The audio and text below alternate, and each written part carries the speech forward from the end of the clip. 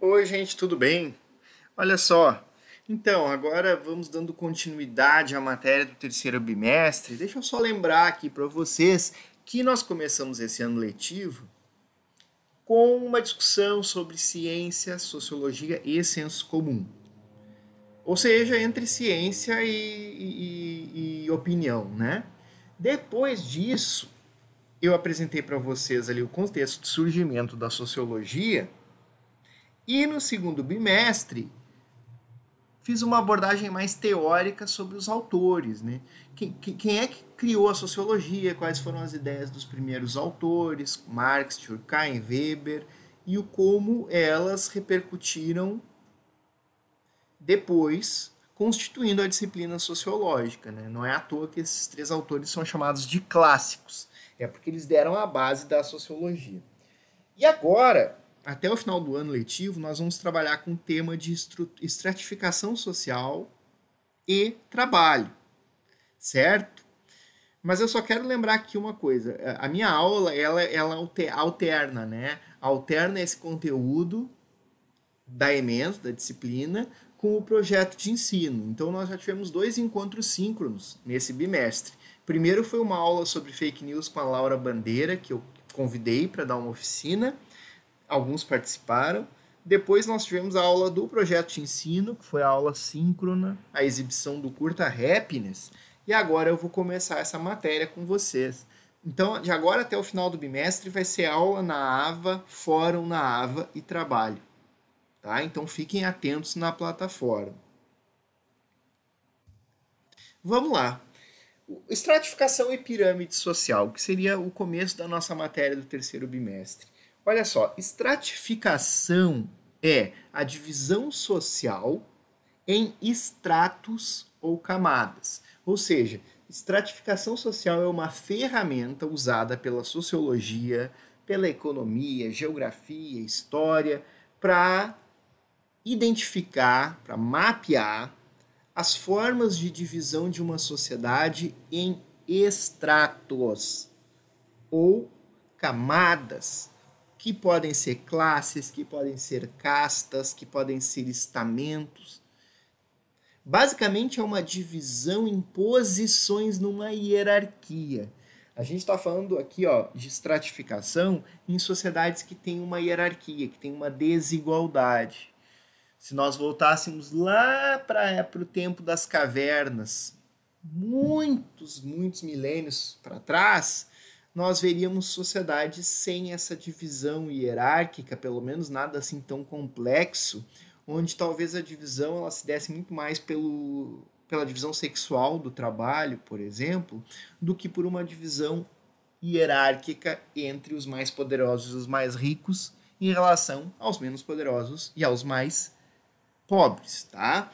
Mas, há muito tempo, conforme o surgimento dos estados e a complexidade econômica, a gente passou a viver em sociedades estratificadas, ou seja, sociedades organizadas estruturalmente de forma hierárquica, tá? Aí só para mostrar aqui uma figura que eu trago, que mostra assim, que a estratificação e as desigualdades são produtos históricos. Né? A sociedade ela muda na sua composição e na sua estrutura.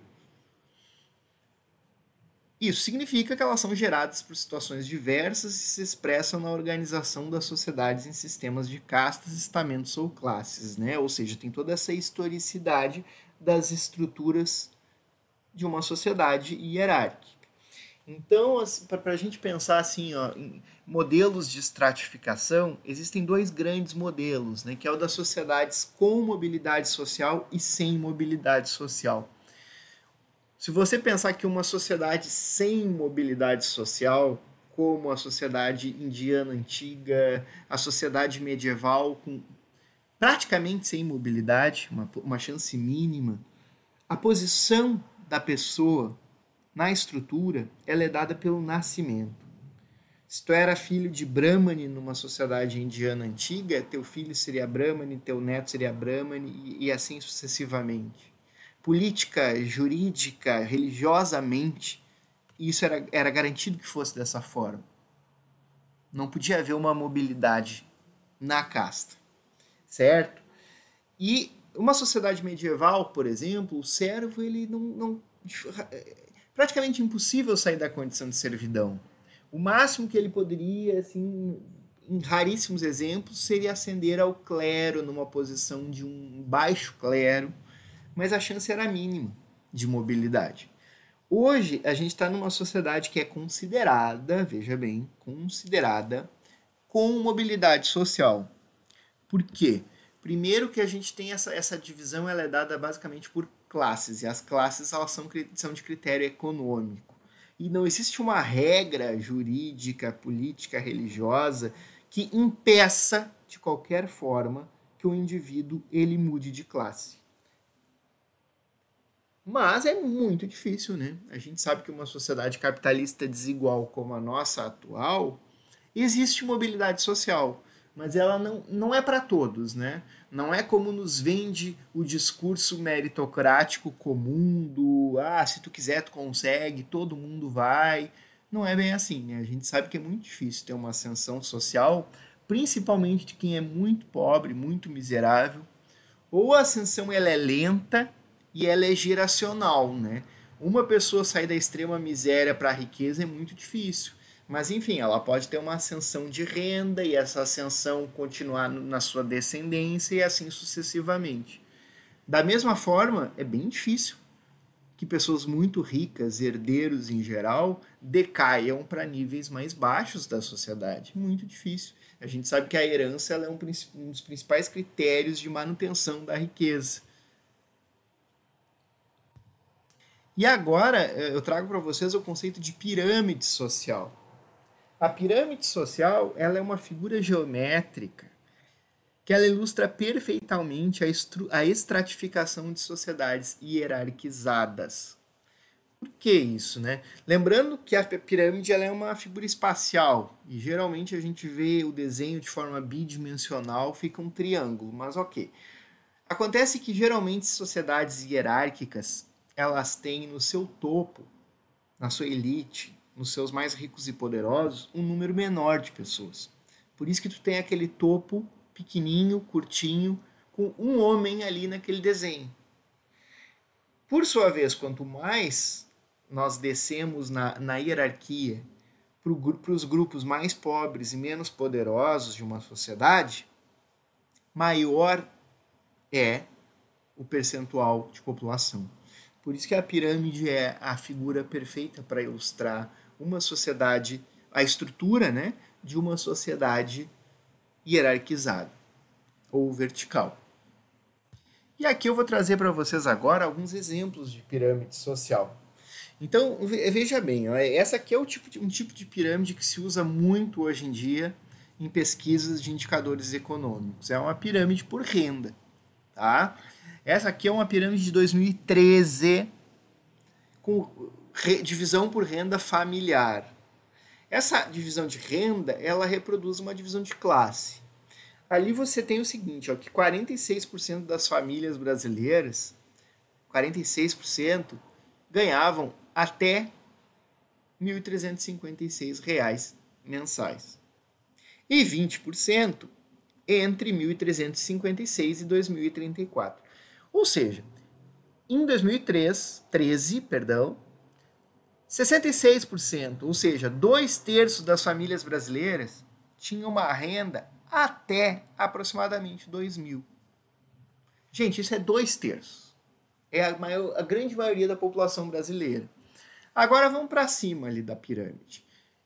16% das famílias com renda entre 2.034 e 3.390, 9% entre 3.390 e 6.780 reais, 4% entre 6.780 e 13.560, ou seja, nós estamos assim com 4% de uma população extremamente privilegiada, cuja renda familiar ela vai até R$ 13.560 no ano de 2013, e apenas 1% das famílias com uma renda entre 13.560 e 33.900. Claro que isso ali é um critério de divisão de renda da pesquisa, mas Vamos botar esse 1% ad infinitum, né? Aí dos 13.560 até os bilionários, vamos botar assim. Isso mostra claramente o quanto a sociedade brasileira ela é não só pobre, como a figura diz, mas desigual. Claro que nós temos que considerar a inflação, tá? R$ 2.000 valiam mais 8 anos atrás do que agora. Mas mesmo assim, nós estamos falando de 66% das famílias com renda até 2.000. E 1% só das famílias com renda superior a R$ 13.560 mensais. Então isso dá uma dimensão clara da estratificação por renda muito desigual da sociedade brasileira. Essa outra pirâmide, ela mostra aqui um outro tipo de concepção, tá? Ela vai mostrar por condição de classe. Então você tem ali um topo com os bilionários, depois os ricos, média alta, média baixa, pobre e abaixo da linha da pobreza. Essa é uma representação, não é uma pesquisa nenhuma aqui. Na verdade, ela está fazendo uma proposta de sociedade ideal, dizendo que as classes alta, média e uma base composta de classe média e média baixa seria a sociedade ideal, segundo esta figura. Essa aqui é uma outra figura ótima de um relatório de 2018 apresentado ao Fórum Econômico Mundial. Aqui essa figura ela considera a população adulta mundial, não é todo mundo, é a população adulta. 211 milhões da população adulta mundial teriam riquezas inferiores a $10.000 anuais. Tá? Essa população representa 63,9%. É 2/3 da população mundial. Por sua vez, apenas 1.335 bilhões com riquezas entre $10.000 e $100.000. Aí nós já falamos de 26,6% da população mundial adulta. E agora vamos para o topo.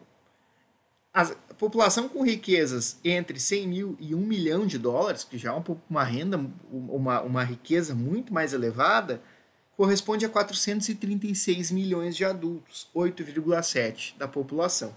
E apenas 0,8% ou 42 milhões de adultos com a riqueza superior a $1 milhão. Então a gente vê aí o quanto a população mundial ela também é, em termos de renda e riquezas, desigual. Porque nesse 0,8 tu não tem só as riquezas acima de $1 milhão, aí você tem os bilionários também. Bilionários como Jeff Bezos, como Elon Musk, que gastam fortunas para fazer um passeiozinho pelo espaço, enquanto a maior parte da população mundial vive com renda baixíssima, né? Aqui eu estou mostrando um outro tipo de pirâmide para vocês, que ela é uma pirâmide de sociedades antigas, né? Então, olha que essa aqui é uma pirâmide mesmo, ó. Dá para ver ali que não é um triângulo. É uma pirâmide da sociedade egípcia. Então, tu tem bem clara a diferença de estratos, ou seja, a estratificação de grupos com posição fixa na sociedade. Faraó, nobres e sacerdotes, soldados, escribas, comerciantes, artesãos, camponeses e, por último, os escravos. Aqui nós estamos falando de um modelo onde também há imobilidade social. Ou quando há, é algo raríssimo, né? Muito difícil haver uma mudança de posição. Principalmente quando a gente está falando de nobreza, né? Ninguém vai virar nobre porque quis, porque a nobreza ela é dada por uma condição de sangue. Esse outro exemplo aqui é um exemplo clássico de pirâmide de uma sociedade medieval europeia, em que a gente tem uma separação entre clero, nobreza e a ralé, que seriam os camponeses e servos, né? Às vezes a gente vê uma figura um pouco diferente, onde acima do clero aparece o rei, né? O clero ali entre a nobreza e o rei, enfim. Mas o fato é que tem essa diferença entre os que oram e os que guerreiam e os que trabalham. Então tu vê ali uma sociedade medieval, é uma sociedade em que uma parte minoritária tem privilégios para orar e lutar, ou seja, não são os que trabalham, os que produzem riqueza, e a grande maioria dos camponeses e servos que trabalham e geram riquezas são os mais onerados, pagam impostos e tudo mais, né? Na sociedade francesa, do antigo regime, isso era chamado de divisão por estados. Né? Então a gente ouve falar em relação à Revolução Francesa que os estados da base, ou seja, a burguesia, que eram os comerciantes, junto com camponeses, servos em geral, artesãos, se uniram para lutar contra os estados privilegiados do clero e da nobreza. E esse aqui é um outro exemplo bem bacana de mostrar o quanto a gente tem uma diferença de possibilidades, né, dentro dessa estrutura hierárquica piramidal, que essa estrutura se mantém igual, mas a gente tem estratificações diferentes. Aqui, numa sociedade hindu antiga, a gente tem essa divisão que ela é considerada pelo elemento religioso. Então, tu tem o deus indiano e cada casta ela representa uma parte do corpo, e isso vai de cima para baixo, né? Então tem os brahmanes ali como os líderes espirituais, sacerdotes. Quem é brahmane terá filho brahmane, que terá filho brahmane, que terá filho brahmane e assim sucessivamente. O mesmo vale para os kshatriyas, né, que são os políticos e guerreiros, os vaishyas, ali está escrito diferente, né? Mas enfim, que são os comerciantes, artesãos, mercadores e camponeses, que já é uma classe, uma casta mais baixa, e por fim, os sudras, que são trabalhadores de menor qualificação e servos. E o interessante de observar na sociedade indiana é a existência dos Dalits, ou párias, que eles não têm casta. Eles estão fora da pirâmide, eles são impuros. Então eles faziam os trabalhos mais horrendos, e em alguns lugares a cultura das castas ainda existe na cabeça das pessoas, mas formalmente elas foram abolidas na Índia. Esses Dalits ou párias, eles são considerados imundos, impuros, né? Então não era permitido o contato físico com eles. Por isso, trabalho com lixo, com cadáveres, enfim. Isso é para mostrar para vocês a diferença de possibilidades, que a pirâmide social ela é essa figura que representa a estratificação de sociedades desiguais, seja imóveis, como essa que nós estamos vendo aqui, indiana, ou com mobilidade, que geralmente essas categorias elas vão desaparecendo, essas categorias religiosas ou essas categorias estamentais, como as medievais, elas vão desaparecendo e elas dão lugar à estrutura de classes, que basicamente é por riqueza, né? Então aí a gente considera que existe uma mobilidade social, ainda que muito difícil, porque se você nasce rico, é muito difícil você deixar de ser rico. Se você nasce pobre, principalmente se for muito miserável, é muito difícil sair dessa condição, mesmo hoje numa sociedade considerada móvel. E só para finalizar, eu trago essa figura aqui que ela tenta fazer uma outra representação piramidal, saindo desse esquema econômico das classes, que ela identifica os critérios interseccionais de gênero e raça, né? Então tem ali a representação, uma figura mostrando que os homens brancos eles ocupam posições mais privilegiadas na sociedade, seguidos pelas mulheres brancas, homens negros e mulheres negras. Então espero que esse conteúdo fique fixado a partir de agora, porque nós vamos trabalhar com ele nas próximas aulas. O que é estratificação social? E o que é pirâmide social? A estratificação ela é a ferramenta utilizada pela sociologia e outras disciplinas para marcar, para conceituar, para analisar sociedades estruturalmente divididas em camadas de forma hierárquica. E a figura que representa isso é a pirâmide social. Tá certo, gente? Então, por hoje é isso. Fiquem com esse conteúdo e em seguida vai ter tarefa na AVA sobre ele.